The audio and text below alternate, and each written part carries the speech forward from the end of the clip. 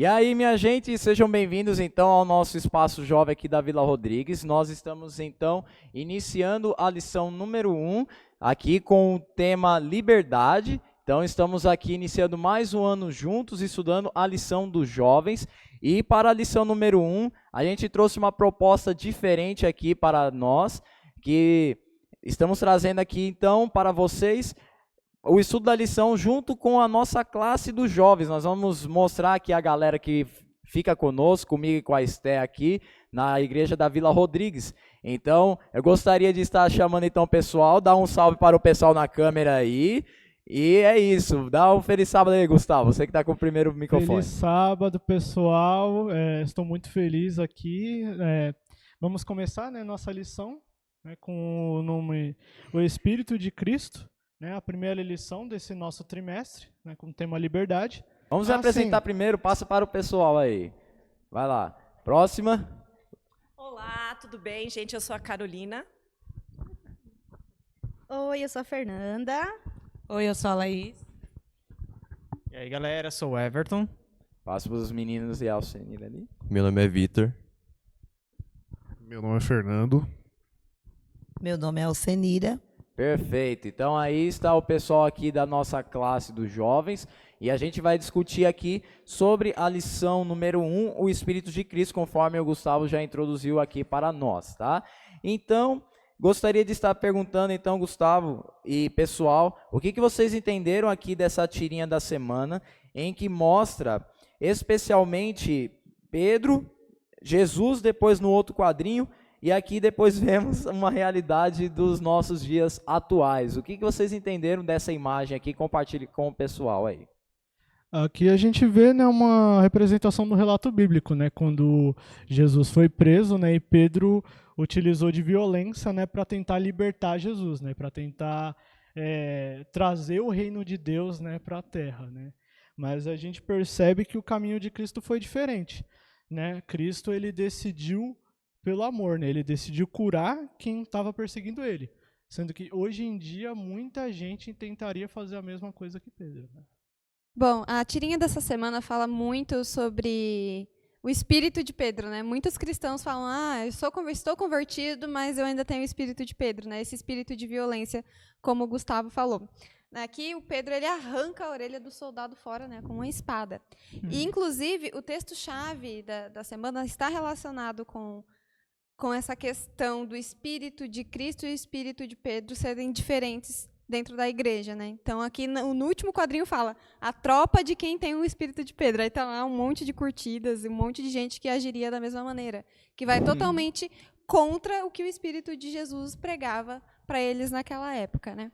E o engraçado é que a gente olha aqui, esse bando de curtidas tem 1.548 curtidas, mas eu acredito que se eu também estivesse na situação, eu teria feito a mesma coisa, tá? A questão do impulso, né? A gente vê ali Pedro vendo a situação, eu de verdade também teria tomado a mesma atitude. Não sei não, acho que eu ia ficar num canto chorando. Estão levando Jesus, estão levando Jesus. Acho que eu ia ficar assim, não sei se eu ia ter coragem para enfrentar um soldado romano, não sei. Ai, meu Deus. Vamos passar então para o pessoal aqui.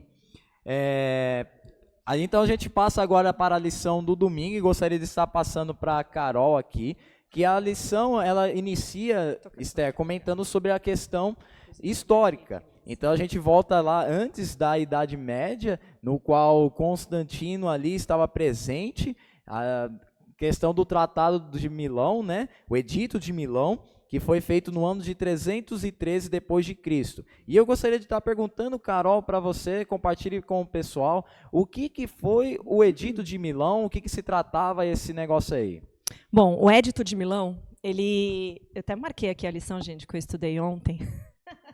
Tranquilo, faz Estudei parte. ontem, né? O pessoal vai saber por quê. Enfim, o Edito de Milão, ele colocou fim na perseguição depois de 150 anos, né? Então, naquela época, tinha muita... A gente sabe da perseguição, como era a perseguição, né? É lógico, teve um momento do protestante um pouco mais para frente da história, mas nesse momento da história acontece antes de Constantino. Então, ali antes de Constantino, é Império Romano. Então, ali onde acontece ali o fim da perseguição, né, em massa. Sim. Lógico que acontece, continuava-se sim, né, indiretamente se tinha suas perseguições, mas a perseguição em massa houve fim ali.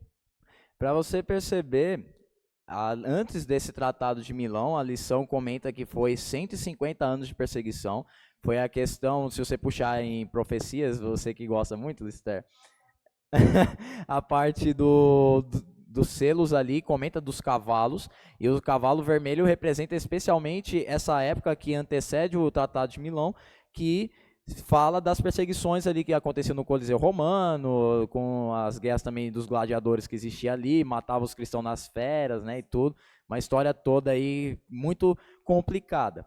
Então, aqui, especialmente no Edito de Milão, entra o primeiro tratado de liberdade religiosa. Então, quando enxergamos o início do cristianismo, aqui é realmente uma lei que o governo fez de liberdade religiosa, no qual parou os 150 anos de perseguição aí que foram tratados nessa história. Mas eu gostaria de estar perguntando também, Carol, para a segunda pergunta. O texto revela uma característica irônica na história da igreja, com relação a esse tratado também. O que a lição comenta aqui para nós? Qual é essa característica? Olha, eu marquei, não sei se está certo, tá? A gente corrige qualquer coisa, então vai tá. lá. Eu marquei o que eu achei interessante da curiosidade da posição da igreja a partir desse momento, né? Eu coloquei assim que a igreja, ela acabou sendo corrompida por ambições. Então, até o momento, ela era perseguida porque ela não tinha suas ambições, ela acreditava na Bíblia 100%, e a partir do momento, depois de Constantino, que ele percebe que os cristãos estão aumentando, então ele, peraí, então está aumentando, vamos se juntar a eles. Então, acontece que ele acaba virando um cristão, a gente sabe que é um cristão romano, né, que tem um pouco ali da mistura ali da mitologia romana, mitologia grega, tudo ali junto, ali tem uma mistura ali, sim, bastante, né? E aí, com essas trocas, a igreja começa a se infiltrar politicamente falando. E quando ela começa a entrar, em vez de ela ter uma postura de cristã, arrematando a tirinha, né, que assim, poxa, estão perseguindo Jesus, vão prender Jesus, em vez da gente vai lá, né, a gente, estou me sentindo no lugar dos discípulos lá, vai lá, abraça Jesus, defende ele de uma forma amorosa. Não, pega a faca e sai matando todo mundo. Então, matando não, né? Cortou a orelha, né? E aí, trazendo, né? Se pudesse, mataria, exato. Se pudesse, mataria. Então, assim, trazendo o paralelo da tirinha com a história, então os cristãos começam a agir de outra forma. Não mais como politicamente, assim, biblicamente falando, qual deveria ser a postura com as finanças, com a política, questão da sinceridade, né? Então, da justiça, né? Essa é a palavra que eu queria falar. Vai lá, Everton, comenta aí. Fazendo contrapeso com o que a Carolina falou, a Carol ela disse muito que a igreja começou a ter a postura mais agressiva. Eu acho que já tinha essa postura. Pedro já tinha a postura de ser agressivo. O problema, que eu acho que é o grande X da questão, é o quê? Pedro foi lá, cortou a orelha, Jesus foi lá e curou. E depois na tirinha fala lá, quem é do grupo do Pedro? Um monte de gente dá like, beleza. Só que a gente tem que parar para pensar o quê? Jesus precisa ser defendido? Quem precisa ser defendido? Exatamente. Porque, tipo assim, se a gente é do grupo de Pedro, Pedro quis fazer o quê? Defender Jesus porque Jesus estava sendo preso. E de uma forma errada. Ele quis defender de uma forma errada. Então, politicamente falando, quando a igreja entra nessa questão junto com o governo, entra de uma forma errada. Então, a partir daí que começa a confusão. Aí, minha gente, agora vocês estão percebendo... Deixa eu só concluir a linha do raciocínio. É exatamente nesse erro que começam os grandes problemas políticos da igreja, que é onde a política invade a igreja de um jeito ruim. E não o contrário. A igreja entrando na política... Ai, Senhor amado, esse microfone vai dar B.O. A igreja entrando na política é aquela coisa assim, o testemunho, né? O testemunho. Como é que vai ser o meu testemunho de cristão entrando na política, entrando no governo? Não foi o que aconteceu, foi ao contrário. Porque a política, somos seres políticos, somos seres que se envolvem com relacionamento. E a política está totalmente ligada com relacionamento com os outros, porque tecnicamente a política é para o quê? Beneficiar a todos. É Sim. a democracia, onde a gente paga nossos impostos, a gente paga nossas coisas para poder ter os nossos benefícios. Então, finalizando ali a parte desse comentário sobre a atitude irônica que a igreja teve, foi que antes eles eram perseguidos e agora eles passaram a perseguir, né? Então, a Carol comentou muito bem, o Everton comentou muito bem, que a partir deste momento, a partir do Edito de Milão. Edito de Milão ou Édito de Milão, não sei, a língua portuguesa é complexa, eles passaram a se infiltrar na política e se infiltrar, fazer uma unificação da religião com o Estado. Inclusive, o imperador Constantino, né, na hora que ele supostamente, diz a história, que ele recebeu uma visão de que ele iria vencer uma determinada batalha, e ali naquele momento ele falou, nossa, Deus está comigo, e ele seguiu, né, nas aventuras dele. E tanto, Esther, que aqui o título do domingo, Ignorando os Princípios de Cristo, é exatamente o que a lição está se tratando. Então, antigamente a igreja, por ser a perseguida, agora ela se tornou a perseguidora e fazendo coisas que Cristo não ensinou. Então, justamente por esse título aqui, nós entendemos que a igreja tomou atitudes que Deus, Jesus, quando estava aqui na Terra, ele não ensinou a fazer esse tipo de prática. E gostaria de estar perguntando para você e para o pessoal aí, passa o microfone para eles, como o espírito dos apóstolos difere do espírito de Cristo? Alguém lembra de uma história aí, de que os discípulos eles foram contra... O que você acha aí, Gustavo? Lembra de uma história aí? Então, a gente viu, né, em algumas... Nessa história que você comentou, né, que os discípulos até desejaram que caísse fogo nas pessoas, né, que recusaram eles. A gente realmente observa que, primeiramente, eles estavam pensando num reino terreno, né? E o reino de Cristo é um reino espiritual, né? É um reino que realmente separado de muitas das questões que a gente tem atualmente, né? Sim, eu gostaria que você passasse, Gustavo, o microfone para a Laís. Laís, você teria como você abrir a Bíblia? Vamos ler então agora juntos Mateus 10, o versículo 14, que tem a ver com relação à segunda pergunta aqui. O que Jesus disse para os apóstolos quando fazerem quando não forem recebidos. Então, qual que é a ideia aqui? Se eu for, então, pregar, for fazer qualquer coisa e a pessoa me rejeitar, o que eu tenho que fazer? Olhando esse verso bíblico aqui, nós vamos ter a resposta. Conseguiu abrir aí? Pode ler para nós, por favor? Se alguém não receber nem ouvir suas palavras, sacudam a poeira dos pés quando saírem daquela casa ou cidade. Perfeito. O que você consegue entender nesse verso, Laís e queridos amigos? Jesus está falando aqui que se você for rejeitado, a única coisa que você tem que fazer é sacudir o pé ou sair andando. Então, quando nós olhamos a igreja medieval, quando eles foram rejeitados, quando foram confrontados, a primeira coisa que eles fizeram, vamos matar. Era mais ou menos desse jeito que eles se comportavam, e foi dessa forma que o Gustavo citou aqui a história, de que os discípulos mandaram descer o fogo do céu. Então, quando Jesus lá mandou os discípulos, vão lá e façam a cura, façam as coisas que eu estou pedindo e ordenando a vocês, quando a pessoa rejeitou, que queime.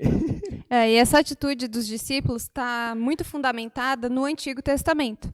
Porque no Antigo Testamento, o próprio Elias pediu fogo do céu, né? De acordo. Então, assim, eles estavam com o espírito deles lá no Antigo Testamento, pedindo por sangue, pedindo por vingança, e a violência muito presente na vida deles naquele período. Então, vinha Cristo bonitinho e falava como deveriam ser a atitude deles e o espírito deles, mas eles estavam fundamentados lá no Antigo Testamento. Então, eles falam, mas por que a gente não pode pedir fogo quando a gente é mal recebido? E o Elias lá mandou. Agora fica essa pergunta para vocês. Qual é a diferença? Eu quero que a Fernanda responda essa aí.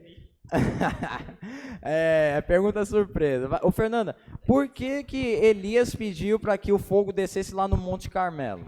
Na verdade, eram contextos diferentes, né? Elias, ele pediu ali para que descesse o fogo, não era para matar ninguém, era justamente para dizer, olha, o meu Deus é o Deus verdadeiro. Grita mais alto aí, pode ser que seu Deus esteja dormindo. pode falar, vai falando, pede pro seu Deus, grita aí. E quando vocês cansarem, eu peço pro meu. Não era para matar ninguém. Era para provar que o Deus de Elias era realmente o Deus verdadeiro. Já os discípulos, ele queriam uma coisa totalmente contrária. Não era para provar que o Deus dele era verdadeiro. Era assim para esfregar na cara assim e falar, ó, você tá todo errado, você não me recebeu, então toma o castigo. E Deus não é um Deus de fazer isso, né? Deus é um Deus de amor e misericórdia. Ele não ia, você não me aceitou, então fogo em você. Não é assim que as coisas acontecem. Everton, vai lá. É que Deus, nesse período, ele sim permitia que algumas pessoas tomassem esse tipo de atitude, como Eliseu, que mandou a ursa, blá, blá, blá.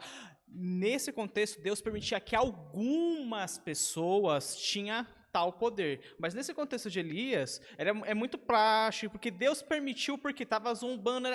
São contextos totalmente diferentes. E antigamente, no Antigo Testamento, Deus era juiz e executor. E deixa muito bem claro isso. Como eles estavam arraigados nessa ideia de que que Deus era o juiz e o executor, eles não entenderam o que Jesus estava querendo transmitir. Passaram tanto tempo com Jesus e ainda assim não entenderam o amor que Jesus queria transmitir. Que história meio maluca, né? Vocês veem aí a diferença entre os discípulos, o Espírito de Deus e o que Elias fez. Umas histórias totalmente diferentes que não tinham nada a ver uma coisa com a outra. Eu gostaria de estar pedindo para que passasse o microfone para o Vitor aqui. Vitor, vamos então, meus amigos, acompanhar a leitura bíblica de Lucas 9, o versículo 54, tá? Então vamos todos aí abrir a Bíblia aí, em Lucas 9, o versículo 54, que trata exatamente dessa história aí, dos discípulos aí jogando fogo. A gente então vai concluir esse assunto aqui. Vai lá, Vitor, pode ler para nós, tá? Diz assim: ao verem isso, os discípulos Tiago e João perguntaram: Senhor, queres que façamos cair fogo do céu para destruí-los? Foi mais ou menos essa frase que eles falaram aí, que a Bíblia retrata então para nós. Que coisa de doido, né? Então, não aceitam o que eu falo, fogo neles. Mais ou menos isso que eles estavam querendo dizer, que queima. E a justificativa vem no versículo a seguir. A gente pode até estender um pouquinho, né, no versículo 53. Sim. É 55, né? Depois que eles falaram isso, a gente pede fogo do céu, então, Senhor. Aí ele repreende os discípulos, falando assim: não sabeis que tipo de espírito sois vós, porque o Filho do Homem não veio para destruir a vida dos homens, mas para salvá-los. E eles foram em outra aldeia. Então, tinha muito essa questão, né, de chegar em um lugar, ser mal recebido, ser perseguido, porque aqueles também, né, vão sofrer bastante, os discípulos. Mas é uma frase, eu até esqueci a passagem bíblica exatamente, mas o próprio Jesus fala que aqueles que receberem, os que estão amando de Jesus, estão recebendo a Ele próprio.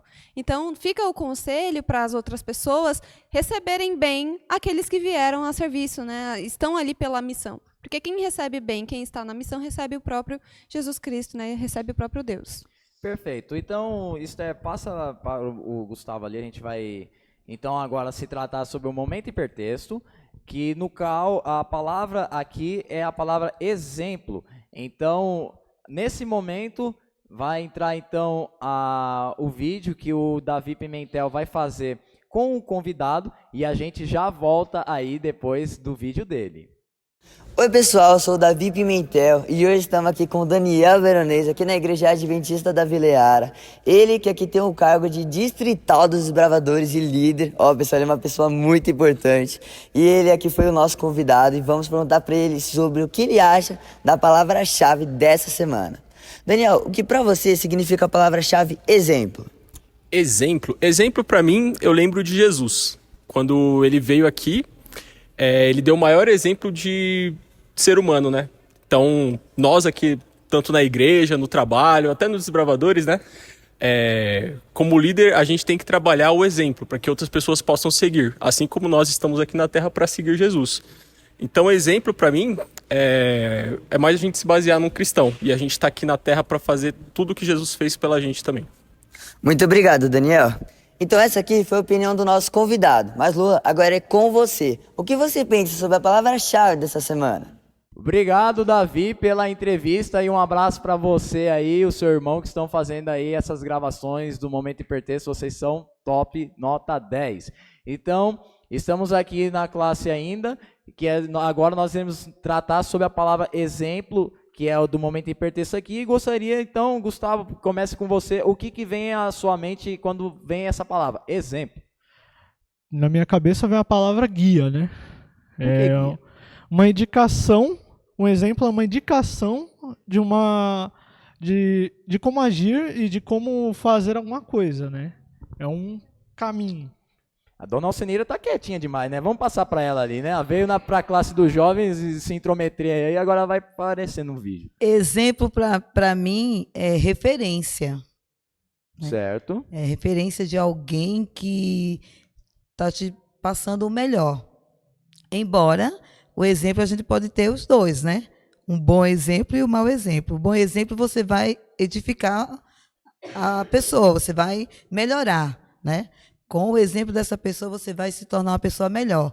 Porém, o mau exemplo vai te destruir.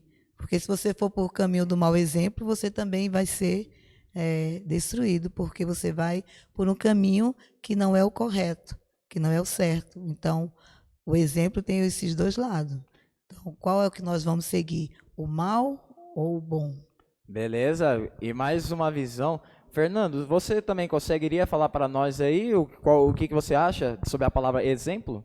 Exemplo é você se inspirar, por exemplo, numa atitude de uma pessoa, assim, e você pegar coisas boas para si.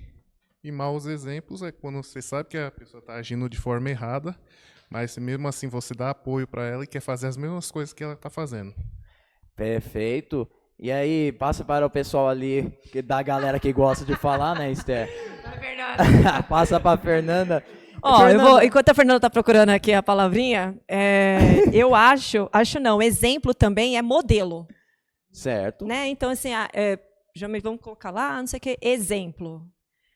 Vai, 1 mais 1 é 2. Bom, o modelo que eu tenho a mostrar é 1 mais 1 é 2. Então, para mim, um exemplo é um modelo, algo a se seguir. Né? Então, eu tenho um modelo ali de como vou fazer aquela pintura, aquela escultura. Então, aquilo ali é um modelo, é um exemplo. Você, Fernanda. Beleza. Você, Fernanda. Vai lá, Fê. Bom, um exemplo é aquilo que a gente segue, né? Algo a ser seguido. E Cristo, ele foi o maior exemplo que a gente tem. Ele foi um exemplo lá para os discípulos, quando um deles decidiu arrancar a orelha do soldado, Jesus falou assim, não é assim, cara, não é assim que se faz. Aí pegou e colou de novo. Então, assim, Jesus foi o exemplo lá para os discípulos e ele ainda hoje é um exemplo para nós. Sinônimo, né? Alguém sinônimo pegou de exemplo a Laís Jesus, né? fazendo isso? Exatamente, o sinônimo de exemplo é Jesus. E a gente pensa assim, às vezes a gente pensa assim, nossa, mas ser igual a Cristo está muito longe de mim, está muito longe, assim. Tudo bem, a gente pensa mesmo, assim, geralmente assim, eu penso, ser igual a Cristo é muito difícil, tá muito longe, é um negócio assim, muito acima. Não vou conseguir. É inalcançável, ainda mais quando alguém te estressa. Mas assim, o Cristo é o alvo, é o objetivo, assim, de exemplo, ser como tal. Mas já que tá tão difícil para você ser como Cristo, vai ali pelos personagens que fizeram coisas boas, né? Vai ali por alguns que fizeram coisas boas. Moisés ali, que obedeceu e seguiu. Então, assim, exemplo é algo a ser seguido, é Cristo. Então, Cristo é o nosso exemplo de vida. Laís, eu gostaria de então perguntar para você, então a gente vai começar a passar um pouco para a lição da quinta-feira e também voltando um pouco da parte da terça, que a gente pode complementar aqui também, gostaria de estar então te perguntando, já que a Fernanda falou que Jesus é o nosso exemplo, quais são as características de Jesus, pessoais, assim, que você olhando a pessoa de Jesus, mais te chama atenção? Tempo, 10 segundos. É que é várias, né? Então, assim, a gente vai tentando selecionar algumas. Aí você já me dificulta um pouco, mas... Pelo amor. Aí piorou. Eu acho que a obediência, né? Primeiro, assim. E você tentar ser o máximo que é um pouco difícil, como a Fernanda falou, que quando o irmão irrita, você fala assim, Deus, deixa eu só dar um cascudo nele, mas aí você... Ô, louco, né, que violência, gente. Só Pode violência uma coisinha não, assim, só um... Mas, né, você tem essa comunhão, assim, de pegar e falar assim, não, eu te perdoo, tudo bem, mesmo que eu tô aqui com raiva, querendo te bater. Aí você tem a calma, fala assim, não, Deus, olha, eu perdoo essa pessoa, mas eu queria era dar um... Né, só bater assim, mas você fala assim, não, deixa quieto. Você tá deixa querendo quieto. bater em alguém aqui na sala, só pra deixar isso bem aqui, claro. Aqui não, aqui.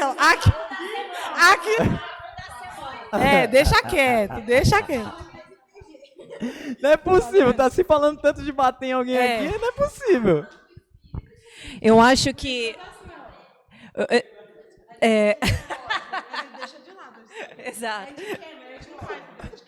Exato, o Espírito Santo agindo na gente, né? Eu acho que coisas que... Jesus é exemplo para mim, é algo que falta em mim. Certo. Né? Então, assim, igual, por exemplo, assim, poxa, ali é a paciência lidar com o ser humano, lidar com pessoas o dia a dia. O trabalho da Laís é lidar com pessoas o tempo todo. Ela trabalha com o público diretamente o tempo todo. Né? E adolescente ainda, Deus abençoe, minha irmã, porque realmente, né, eu da com adulta já não aguento, mas de adolescente. Então, assim, exato. Então, o exemplo de Jesus é aquilo que nos falta. Obviamente, nos falta tudo? Falta, óbvio, porque nós somos pecadores. Mas nós temos alguns dons que realmente nos faltam. Sim. Né? Então, a gente olha para o nosso exemplo, olha para o nosso modelo, e a gente, como é que Jesus se comportou ao lidar com as pessoas? Como é que ele se lidou com a questão da política, quando ele se envolveu com a política? Como é que foi a postura dele com a política?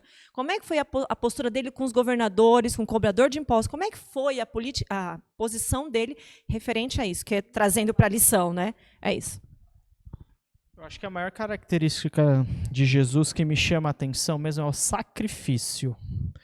Porque Jesus se sacrificou por nós, a gente só está aqui pela graça de Jesus Cristo.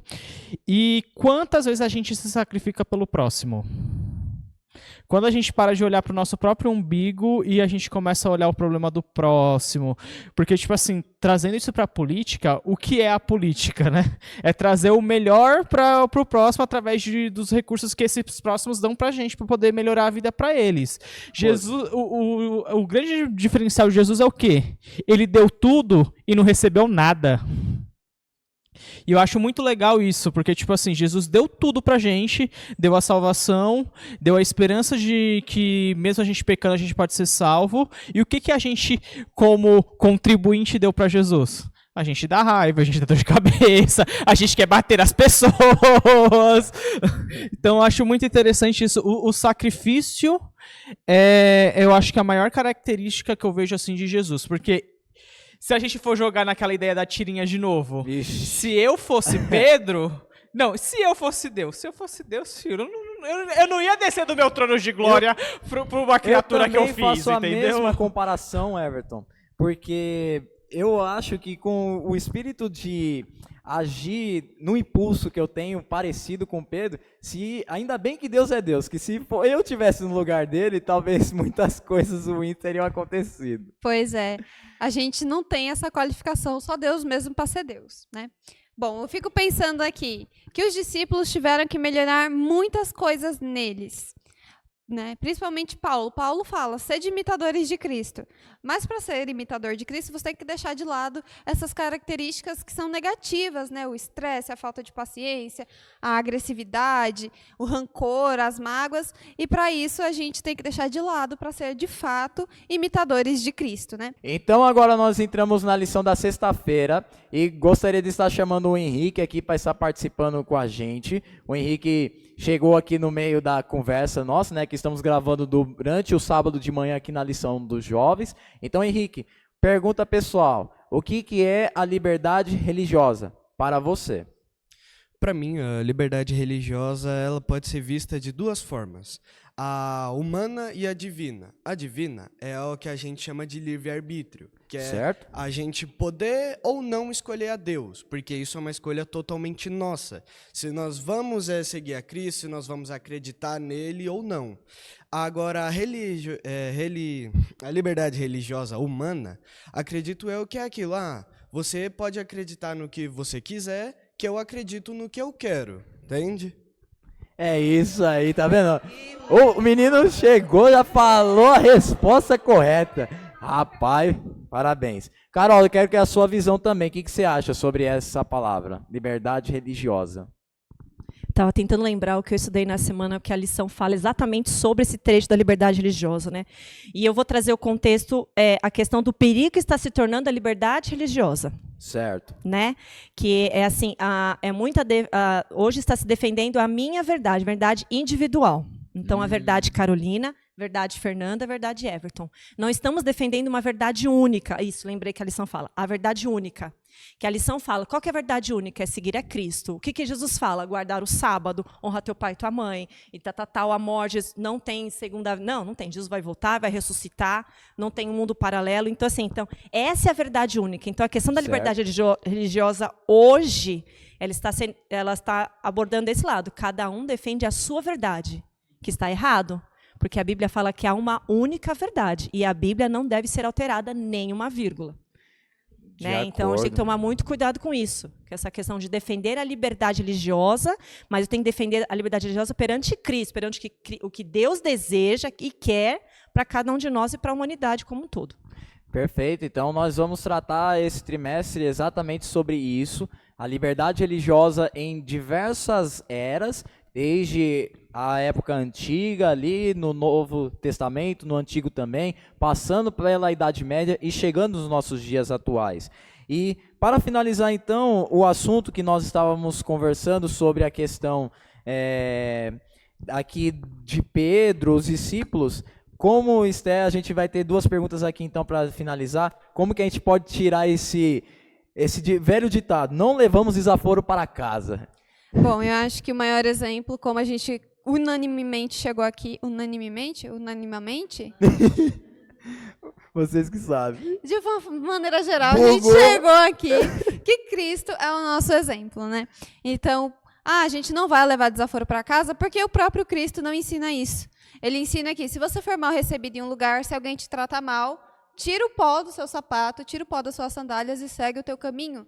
Deixa isso para lá, que depois as coisas se resolvem. As coisas não têm que se resolver no seu tempo, da sua forma. Não é com violência e com afronta que você vai resolver as coisas, né? E a próxima pergunta? Então, aí a próxima pergunta é como devemos nos relacionar com pessoas que quase não possuem o Espírito de Deus, que nós conversamos aí durante essa semana. Sim, a Carol terminou, né, falando ali sobre a liberdade religiosa, que a gente tem que defender a única verdade, que é a Bíblia, que é o caminho que Cristo nos ensina, né? As pessoas que estão fora desse caminho da verdade são as que a gente está aqui presumindo que sejam as pessoas que não têm o Espírito de Cristo. E como que a gente lida com elas? Com amor, com paciência, entendendo que naquele momento ela não pode enxergar a verdade do Evangelho, naquele momento ela não tem maturidade para isso, e que não está no nosso direito fazer alguém ser submisso à religião, submisso ao Evangelho por força própria. Né? A gente não tem esse poder de acuar alguém e falar para essa pessoa, agora você vai fazer isso porque essa é a verdade. Então, respeitar, ter paciência, com a gente mesmo, inclusive, e entender o espaço daquela pessoa. Essa é a melhor coisa que a gente pode fazer, sem subjugar alguém à força pela nossa verdade. Então, minha amiga, eu gostaria que você passasse o microfone para a Mayara, que ela vai estar lendo, então, o último versículo que nós estaremos estudando hoje, que é João 8, o versículo 32. Então, Mayara, leia para nós aí, para fechar, então, com chave de ouro aí a nossa lição. E conhecerão a verdade, e a verdade os libertará. É isso aí. Então, queridos amigos, esse trimestre nós iremos se tratar sobre liberdade. Iremos entender como que Cristo, então, nos trouxe a libertação. Esse verso bíblico aqui fala exatamente dele. Conhecerão a verdade e a verdade os libertará. Quem é a verdade? Jesus Cristo. Eu sou o caminho e a vida. A verdade e a vida. Perfeito. Então, quando nós conhecemos a Cristo, nós conhecemos a verdadeira liberdade, que é o que trata aqui na questão da comunidade. E essa daí foi a lição número 1. E aí, gostou? Eu gostei bastante, espero que vocês também tenham gostado. Não se esqueçam de inscrever no nosso canal. A gente tem TikTok, a gente tem YouTube, a gente tem Instagram. Você não tem desculpa para não seguir a gente, tá bom? É isso aí. Então, eu gostaria de estar fazendo então a despedida. junto aqui com todos os meus amigos aqui. Então, na câmera junto aqui, chega aí, Esther, vamos pegar a lição aí, junto com eles aqui nessa câmera. Então, minha gente, peguem a lição aí e vamos aqui encerrar a lição número 1. Então, essa daqui foi a lição número 1, junto com os jovens aqui da Vila Rodrigues. Então, não deixem de estudar a lição esse trimestre. Fique com Deus e até mais.